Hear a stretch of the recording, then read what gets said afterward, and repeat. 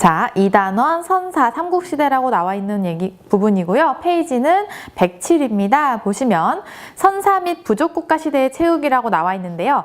여러분은 그 밑에 조금 표시를 하실 거예요.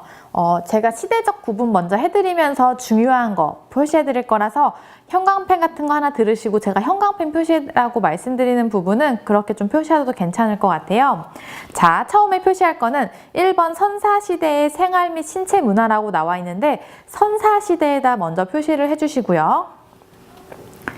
그 밑에 수렵이랑 채취에다가 표시를 해주세요.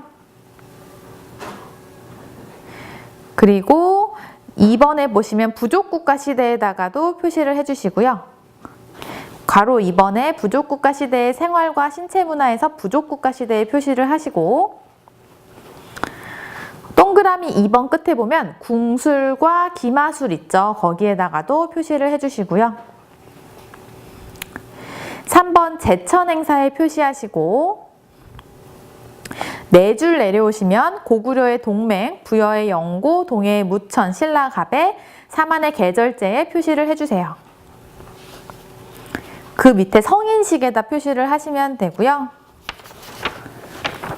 그 다음에 민속놀이 밑에 보시면 저포, 윷놀이라고 써있는 거 표시하시고 중간에 수박, 태권도에 표시하시고 끝에 각저, 씨름에 표시해 주시면 됩니다. 일단 2단원에서 첫 번째 부분을 먼저 보는 건데요. 자, 표시는 끝났고요. 지금 표시한 거, 일단 선사시대라는 거 표시했어요. 시작이 선사시대라는 거 알고 계셔야 되는 거고 선사시대 다음이 부족국가 시대다 이렇게 두 가지 알고 계시면 되는 거고요. 선사시대의 중심은 수렵과 채취다.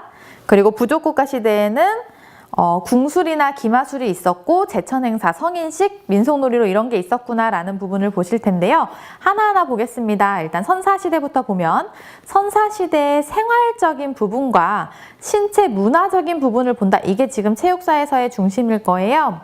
그래서 문화라고 하는 거, 일단 우리가 계속 볼 문화라고 하는 거는 그 우발적인 게 아니고 일정한 법칙이 있는 거를 계속 우리가 연구하는 부분이 문화라고 보시면 됩니다.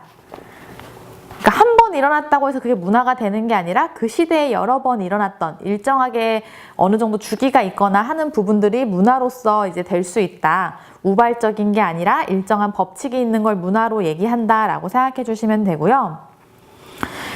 혹시나 선사시대라는 표현을 시험에서 보통 선사시대로 나오겠지만 석기시대라고 표현해도 선사시대라고 생각하시면 되고요. 이 선사시대는 뭘 얘기하냐면 아주 먼 옛날에 문자 같은 기록도 없던 시대, 굉장히 오래된 시대를 선사시대다라고 생각하시면 됩니다. 그럼 여러분이 생각하셨을 때 선사시대라고 하는 거는 정말 기록도 없고 그냥 생활하는 것 자체가 있었을 때이기 때문에 뭐 스포츠라던가 체육이라던가 이런 용어나 이런 활동 자체가 없었을 거죠. 그렇기 때문에 선사시대의 체육이라고 하는 거는 그냥 그 의식주를 해결하는 정도의 부분이라고 보시면 돼요. 그래서 수렵과 채취가 중심이다. 그게 선사시대다라고 보시면 되는데요. 수렵은 생각하실 때 옆에 의미도 써있지만 사냥하는 거 떠올리시면 됩니다. 그래서 수렵의 설명을 한번 보시면 수렵은 계속 나올 단어인데요. 활이나 창이나 돌도끼 같은 도구를 사용함으로써 먹을 것을 얻는 생산기술이다. 그 먹을 것을 얻는 생산기술에 밑줄 쳐주시고요. 똑같은 말로는 뭐 식량의 획득 수단이다. 식량 획득 수단이다 라고도 적어주셔도 됩니다. 같은 의미죠. 먹을 것을 얻는 생산기술이 중에 하나가 수렵이었다라는 거, 그리고 동시에 적으로부터 자신과 부족의 몸을 지키는 전투술이다. 거기에도 밑줄을 쳐주세요. 전투술과 먹을 것을 얻는 생산기술에 밑줄을 쳐주시고 보시면 되고요. 이 시대는 뭐 기록도 없고요. 근데 보통 이때는 그 사냥하거나 혹은 채취하거나 낚시 같은 걸 하면서 생존을 위한 신체 문화가 있었다라고 생각하시면 되겠죠. 그래서 3번에 동그라미 치실 부분, 동그라미 3번에 생존을 위한 본능적인 신체 활동, 생존에 동그라미를 쳐주세요. 그냥 우리가 살기 위해서 했던 부분이 그냥 여기에서는 신체 문화인 거예요.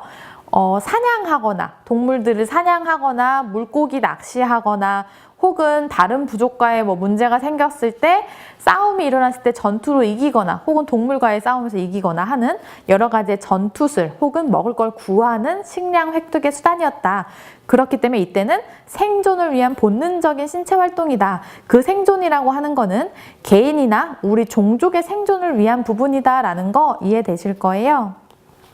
그래서 동그라미 4번 보시면 의식주를 해결하고 다른 인간이나 자연으로부터 자기를 지키는 기술을 습득한다. 이해되시죠? 당장 먹고 살아야 되기 때문에 신체 활동, 동물을 사냥하거나 낚시하거나 하는 부분이 있는 거고, 다른 인간이라고 하는 거는 부족 안에서의 싸움도 있을 수 있고 혹은 다른 부족과의 싸움도 있을 수 있고 아니면은 좀 위험한 동물을 잡을 때 그럴 때 자연으로부터 자기를 지키거나 하는 여러 가지가 다 포함되어 있다라고 보시면 됩니다. 그래서 이때 그 체육적인 의미를 생각한다고 하면은 보통 달리고 또 던지고 격투하고 아니면 무거운 물건을 옮기거나 하는 그러한 부분이 이때의 전투 능력이었을 거고요. 또는 더불어 집단 안에서의 결단력이 필요한 부분, 이런 정도가 선사시대에서 있을 수 있는 생활과 신체 문화다라고 개념을 먼저 잡아주시면 되겠습니다. 그렇게 보시고 2번에 보면은 선사시대 다음으로 나오는 게 부족국가시대죠. 부족국가시대는 혹시라도 초기 국가시대라고 표현할 수도 있어요. 이건 참고로 알고 계시면 되고요. 원시 부족국가시대 이런 표현도 나올 수 있기 때문에 그냥 부족국가시대라는 표현 알고 계시고, 이때도 당연히 수렵이나 채취 이러한 부분은 당연히 있겠죠. 그거는 그냥 무조건 계속 이어진다라고 생각하시면 돼요. 언제든지 그런 부분은 그대로 이어져 가는 거라서 부족국가시대도 첫 번째 생존과 연관된 사냥활동이 있었다 써있죠. 그 옆에다가 수렵이라고 적어주시면 됩니다. 제가 사냥하는 게 수렵이라는 게 사냥하는 거를 생각하시면 된다고 했기 때문에 부족국가 시대도 당연히 수렵 활동이 있었다라고 적어주시면 되는 거고, 이 부족국가 시대부터 시작되는 게 그 밑에 보시면 궁술과 기마술, 거기에 별표 쳐주세요. 계속 나올 얘기인데요. 궁술이란 단어가 나오면은 활 쏘는 거 얘기하는구나. 이게 활궁자거든요. 그래서 궁자가 나오면 활을 얘기해요. 그래서 궁술이 활 쏘기의 동의어, 같은 뜻의 단어라는 거 꼭 알고 계셔야 되고요. 기마술에서 마자가 말마자죠. 그렇기 때문에 기마술이 말타기를 의미한다는 거 꼭 알고 계셔야 됩니다. 기마술은 승마술이라고도 표현할 수 있다라는 거 알고 계시고요. 이제 부족국가 시대라 그래서 이제 고구려, 부여, 동해, 신라 이런 여러 가지 나라들이 있는데, 보통 이 부족국가 시대부터는 이제 당연히 수렵활동, 채취활동은 기본이고 이제 궁술과 기마술이 나타난다고 해서 이 시대 때는 이거는 그냥 참고로 알고 계시면 되는데 집집마다 병기나 갑옷이 있었다고 해요. 그래서 국민개병제라 그래서 백성도 이제 갑자기 전투 상황이 되면은, 전쟁의 상황이 되면은 국민들도 바로 전투에 이제 투입될 수 있도록 무사수련, 그러니까 이렇게 이러한 훈련을 받았다라고 생각하시면 됩니다. 그래서 일반인들까지 포함해서, 일반 백성들까지 포함해서 궁술이나 기마술이 이제 많이 행해졌다라고 보시면 돼요. 그래서 궁술 나오면 활궁자, 활 쏘는 거 얘기하는구나. 기마술이면은 승마술이라고도 하고 말 타는 거 얘기하는구나. 이게 부족국가 시대부터 시작되었구나 라고 꼭 알고 계시고요. 이 시대부터는 이제 자기 지역에서 이제 있으면서 농사를 짓기 시작해요. 그러다 보니까 제천행사라는 게 존재하는데요. 파종과 수확을 할 때라고 첫 줄에 나와 있죠. 파종이라는 게 씨를 뿌리는 행위고 수확이 그걸 걷어들이는 행위다 보니까 농사 지었다는 얘기죠. 그렇기 때문에 이렇게 농사를 지으면서 우리가 자연이나 하느님이나 이제 하늘에 날씨 더 좋게 해주고 농사가 잘 되게 도와주세요 라는 의미로 제천 행사를 진행하는 거고요. 그래서 파종과 수확을 할 때 모든 사람들이 하늘에 제사를 지내는 행위를 얘기한다. 그게 제천 행사구나. 의미 꼭 알고 계시고요. 첫 번째 점부터 세 번째 점까지는 같은 얘기죠. 이렇게 하늘의 제사를 지내는 행위고 하늘에 감사를 드리는 행사거나 하늘을 숭배하거나 국가 조직원 내의 단합을 도모하는 행위가 제천 행사구나 꼭 의미 연결해 주시고요. 별표 치셔야 되죠. 아까 형광펜도 표시하셨을 텐데요. 이 제천 행사를 나라마다 표현하는 의미가 표현이 달랐다라는 거. 이거 꼭 암기하셔야 되는데요. 고구려는 동맹이라고 했고 부여는 영고라고 표현했고 동해는 무천이라고 표현했는데요. 동해는 혹시나 예라고 나올 수 있어요. 예라고도 표현하고 동해라고도 표현합니다. 그래서 예는 무천이라고 표현했고 신라에서는 가배라고 표현했고 사만에서는 계절제라고 표현했다. 이거 무조건 밑줄 치고 암기해 주세요. 그래서 5월에 파종, 5월에 씨 뿌릴 때와 그리고 10월에 추수할 때 후에 하늘에 제사를 지내고 밤낮으로 술과 음식을 베풀고 가물을 즐겼다. 뭔가 유희적인 행사, 즐기는 행사라는 게 느껴지시죠? 그래서 각종 무예가 이러한 제천 행사 때 실시되었고요. 이러한 제천 행사는 무예를 통한 유희적인 행사라고 표현합니다. 유희적이라는 얘기, 이제 즐기고 하는 행사라는 얘기입니다. 그래서 유의적인 행사였다라는 부분 알고 계시고요. 그래서 이러한 제천 행사는 이렇게 가물을 즐기고 술과 음악하는 부분에 있어서 민속적 오락의 의미가 있다라고 해도 맞는 표현입니다.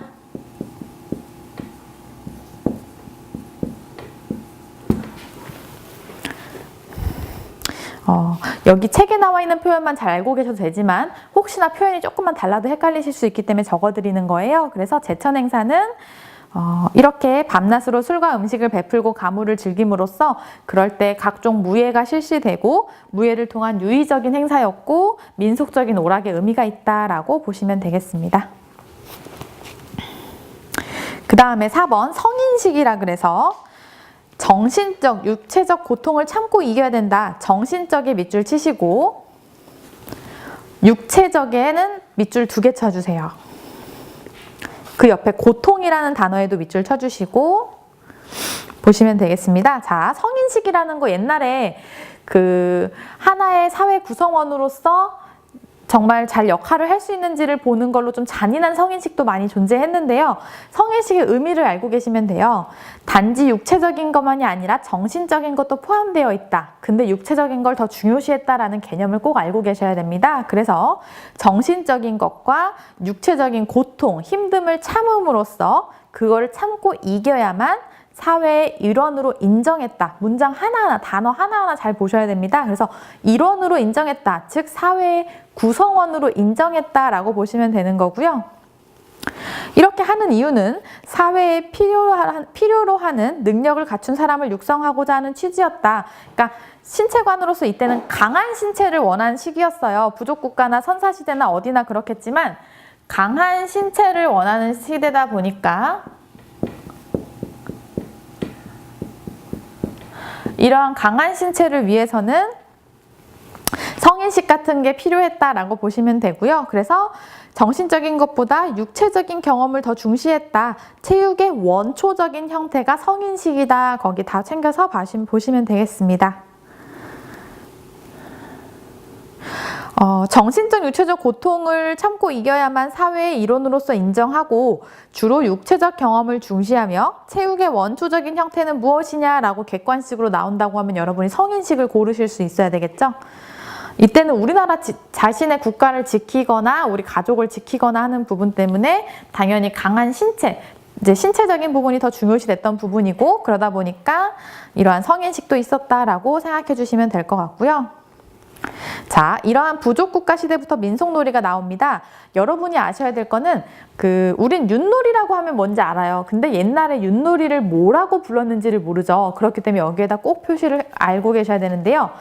저포라는 단어가 나오면 여러분이 윷놀이 얘기하는구나 이거를 꼭 알고 계셔야 돼요. 궁수를 사예라고도 표현하는구나. 아까 궁수를 활쏘기 얘기했던 부분인데 궁수를 사예라고도 표현하는구나. 이건 조금 중요하진 않은데 알고는 계시고요.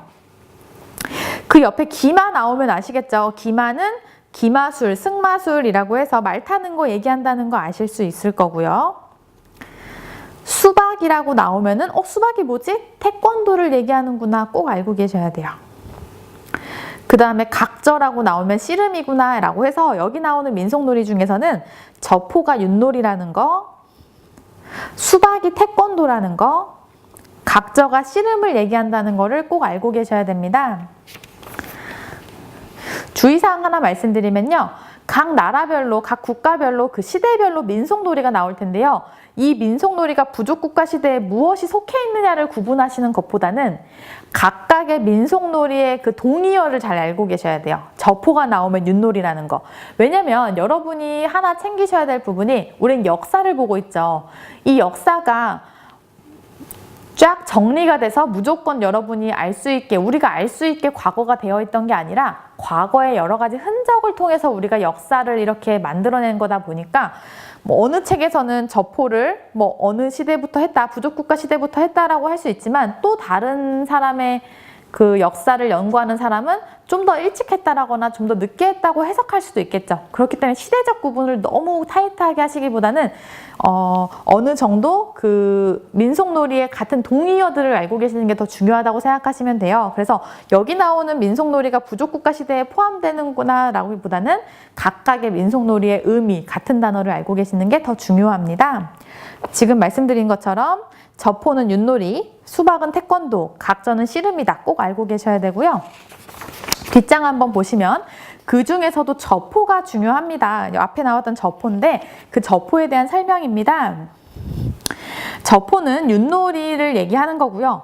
정월 초하루부터 보름날까지만 실시를 했다고 해요. 그래서 저포는 가장 오래된 놀이로서 여러 사람이 모여 즐기던 놀이 중 하나로 지금까지 행해지고 있다. 예전에는 5개의 나무 막대기를 이용해서 승부를 겨뤘고 지금은 4개라는 거죠.